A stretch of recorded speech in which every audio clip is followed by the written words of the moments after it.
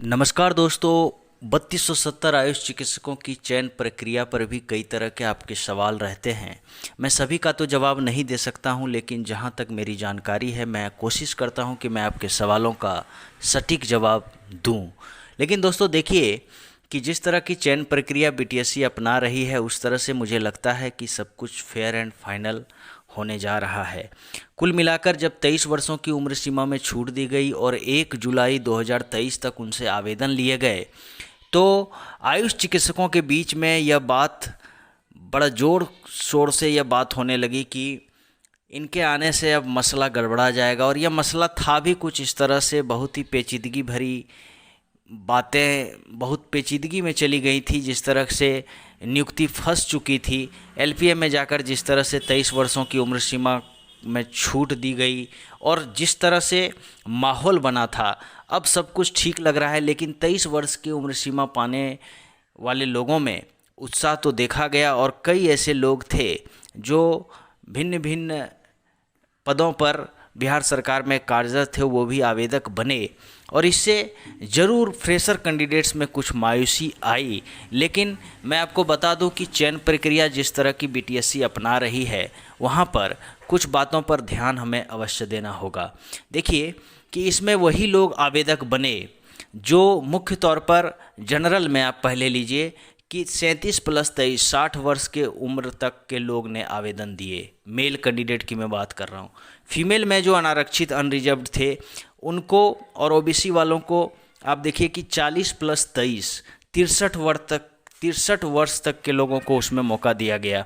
और फिर एसटी और एससी वालों को जो है 65 वर्ष तक की उम्र सीमा में छूट दी गई। कुल मिलाकर आप देखेंगे तो 65 वर्ष तक के आयु वर्ग के लोग इसमें आवेदक बने हैं। अब मसला यह है कि चयन सूची में इनका नाम आएगा कि नहीं आएगा। अब एग्जैक्ट तो लोग यह नहीं बता सकते हैं, मेरे पास भी ऐसा कोई डाटा नहीं है कि 60 से ऊपर कितने हैं। लेकिन मैं आपको यह बात ज़रूर बता देना चाहता हूं कि जिनका भी 67 से ऊपर उनका एज हो गया होगा, अगर वो 67 से कम उनका उम्र होगा तब तो वो सेलेक्ट हो जाएंगे। लेकिन अगर 67 वर्ष से ज़्यादा उनका उम्र एक दिन भी ज़्यादा हो जाएगा तो उनका चयन सूची में नाम नहीं आएगा। इस बात को आप कान खोल कर सुन लें। और यह भी बात मैं आपको बता देता हूँ कि उम्र की आयु की जो गणना करेगी बीटीएससी वह 1 अगस्त 2020 से करेगी। तो कुल मिलाकर आप देख लीजिए कि 1 अगस्त 2020 से लगभग 3 साल से ऊपर समय व्यतीत हो चुका है। और इस क्रम में आप देखेंगे कि जो 60 साल या 63 साल वाले जो होंगे उन्हीं का इसमें कुछ चांस बनेगा। बाद बाकी जो 64 साल के होंगे तो उनका ऐसे ही कैंसिल हो जाएगा, अगर वो मेरिट में आएंगे तब भी। तो ये एक मसला था। दूसरा है कि महिलाओं के केसेस में जो क्रीमी लेयर का सर्टिफिकेट दे रखा है, जिन्होंने ईडब्ल्यूएस का सर्टिफिकेट दे रखा है, अगर वो सर्टिफिकेट पति के नाम से बना होगा तो दोस्तों वह सर्टिफिकेट निरस्त कर दिया जाएगा और उनको उस कैटेगरी का लाभ नहीं दिया जाएगा। जो स्वतंत्रता सेनानी के नाती नतनी पोता पोती हैं, अगर वह अपने पिता के नाम से दिए होंगे तभी वो मान्य होगा। तो इस तरह से कुल मिलाकर आप देखेंगे अगर उसमें कुछ किसी भी तरह की त्रुटि होगी, जो पदाधिकारी हैं उनसे अगर वो फ्रीडम फाइटर का निर्गत नहीं होगा सर्टिफिकेट तो भी वह निरस्त माना जाएगा। और अगर वो उसी सर्टिफिकेट के बल पर चयन प्रक्रिया में आए होंगे तो वो निरस्त हो जाएंगे, तो वो कैंडिडेट घट जाएंगे।